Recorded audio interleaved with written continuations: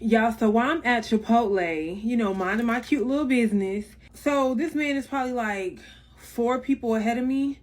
And when I come in, everybody turns around to see who's coming in the store, as they should, be aware of your surroundings.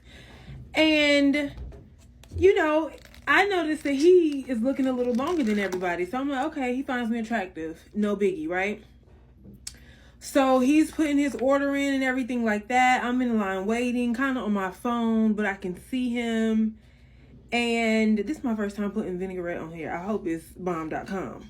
After he orders, he kind of like steps out the way a little bit so that the next person can, pay for their food. He pays for his food, steps out the way, next person goes in or whatever. He's kind of like looking back into the line. And I'm like, okay, he's kind of looking my way. I don't know what he gonna do. This is kind of weird. But whatever. So no shade, but I start to think, oh, maybe he's waiting on me to come up there so he can pay for my food. I'm like, shoot, I think I'm cute enough for a man to pay for my food. So I'm getting double rice. I got chicken. I don't never get chicken. I done got a little extra guac. I'm getting things like, oh, he finna pay for this, so I ain't gonna have to worry about it. Honey, I get to the point where it's time for me to pay. She says like 17 something. I'm like, okay. Now before I pull out my little wallet or whatever, I look back one more time, baby, he was nowhere to be found. I go outside. Hey, excuse me, ma'am. I think you look so beautiful. Can I have your number? Child, please get out my face. I jingled that Chipotle bag, got in my car, and right off on him as he stood there. Cause you think you finna get my number after you just watch me pay for my food and you was right there? It's over for you, Thoughts. It's over. It ain't that time. It's over for y'all. The other Thoughts made it bad for you. This right here is straight bird activity. And shouts to this brother for being wise and not feeding a bird. Because here's the thing. Sometimes as a man, you gotta test these birds. You gotta see what type of woman she is. Like, you gotta see if she really liked you, for real, before you offer to pay for her meal. So the fact that the brother didn't pay and she rejected him for that, it just shows who she really is. And just like a bird, the fact that she noticed that a man liked her or was checking her out, she's thinking, free meal. I'm going to get me a free meal. She's not thinking, well, he seems kind of attractive, like somebody I would like to get to know. No. In a bird mind is only crumbs. She don't care about you. She only care about what you could do for her. So this man dodged a bullet, man. He should be thankful. But she's making a video trying to expose him, and she's really exposing herself. Shorty, you are a bird. And homie, peep that. And that's why I keep telling y'all dudes, man, stop being so quick to feed these birds. Don't feed the birds. You're going to see exactly who a woman is when you don't feed her, bro. Trust me. When are you guys getting married? Oh. So when are we getting married? You the one that you can cry with. When are you getting married? You got somebody you can cry with. When you getting married? I need you guys married. When are you getting married? I'm getting married soon, by the grace of God. Amen. Like very soon. But he must. How? I'm saying, talk to me, bro.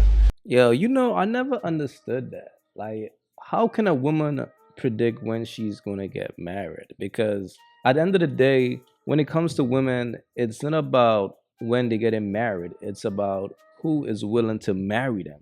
That's why women marry who they can, and a man marries who he wants. So a woman got to be extremely humble in life, because first of all, the guy that you actually want, he's not going to marry you. That's first of all. So now you got to figure out who is going to accept me as a wife. Who is going to look at me and say, I want to turn her into my wife, my one and only. And you've been a bird. You've been doing bird shit, but yet you want a man to look at you and say, I'm going to marry her. That's why it's like once a woman gives her life to the streets, bro, you can't save her, bro. Because nothing is worse about a woman when she becomes very desperate and she tries to marry anything, anybody. When you hear a woman say, I'ma get married soon, what that means is if the guy she's with right now don't marry her, she's gonna leave him and desperately be looking for somebody to save her, anybody. And then she eventually gonna leave him because she never liked him in the first place. The bottom line is women marry who they can and men marry who they want. That's just the bottom line. This is the story of why my ex-fiance kicked me out at 4 o'clock in the morning. Buckle up. For context leading up to the night, here's what you need to know. We were on again, off again for 6 years. Every time we were off, and sometimes during the on, he would run back to the same woman. This woman has a child that does not belong to him. One of our off periods was for a full year, and I'm the one that broke no contact. The reason I broke no contact is because I had a really bad health scare. I thought I was getting ready to check up out of here, so I extended an olive branch simply to say, you know what, I don't hate you, I don't dislike you. I want to clear my slate if I'm getting ready to go. And as two people who were still deeply in love with each other, things just fell and spilled over. I should have known better. We decided after very deep and productive conversations that, you know what, you're my person, I'm your person, I love you, you love me. We were already getting ready to get engaged, so we was like, you know what, let's go ahead and do it.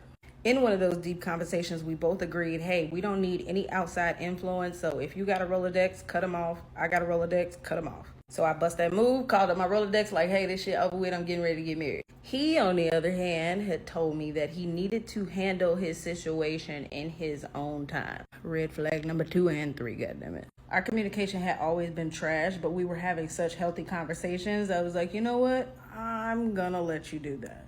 So half this stuff is moved into this man's apartment.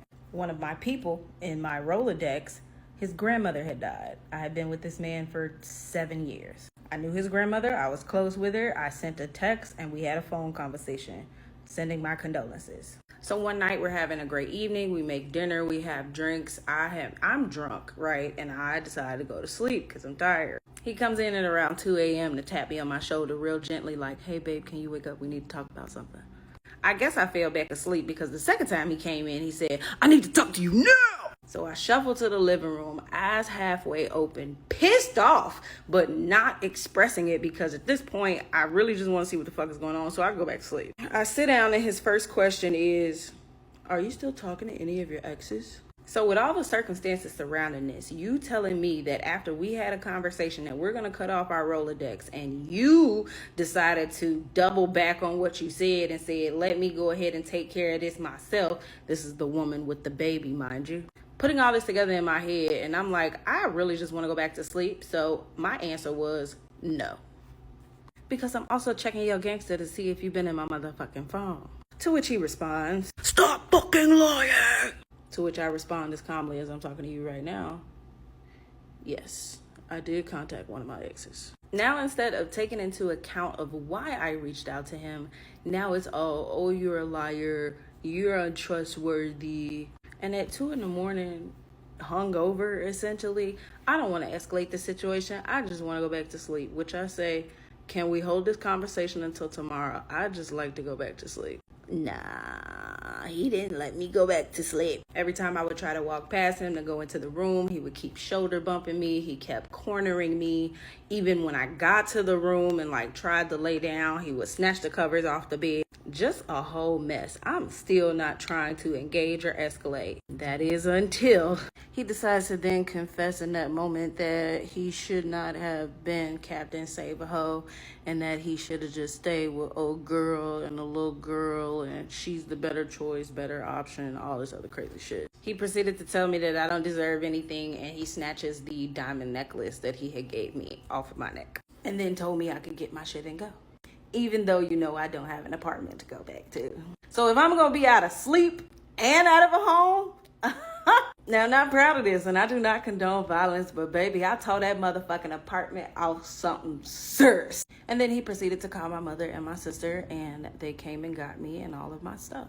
The best part is that when they got there, he told them, I don't want her to leave. I just wanted her to stop tearing up my stuff. He turned into the little shy, timid rabbit that he always turns into whenever my family is around. Even though he was just a big fucking bully a minute ago. I don't wish that experience on my worst enemy, but I will say that it helped me to become the person that I am today. And if you made it this far, I'm never telling this story again. So. No. Cancel that bitch. I'll buy it now. Nah, this right here is crazy. The fact that she said that she learned something from this is just crazy. But nevertheless, the way he handled this situation, he handled it the right way. It's like I always say, fellas, don't go through your girl's phone if you're not willing to walk away, if you are not willing to leave her. Because if you go through your girl's phone, you are going to find something that you don't want to see. No man is inevitable when it comes to that. It's going to happen. You're going to see something in that phone, but it's what you're going to do after. Do you have the guts to leave your girl right there and then? Most of y'all don't. So that's why I say don't go through your girl's phone. But in this case, he handled his business. Because look, if your girl is texting her ex, bro, it's over. She can't come back from that. And of course, there's three sides to every story, and this is just her side. So of course, she's going to make it sound like, well, he was cheating on me too. That's what a woman will always say when she get caught cheating, fam. She's always going to try to blame the man and say, well, it's his fault why I cheated, because you remember that one girl from... A woman will always play the victim. That's just what it is. But fellas, the bottom line is this, man. Know when to walk away. Know when to walk away. That's just the bottom line. Before you guys leave, let me just say thanks to all the new subscribers. Welcome to the SDC fam. And if you guys appreciated the content, go ahead and show some love right now and like and subscribe. Do so for your boy right now. Go ahead.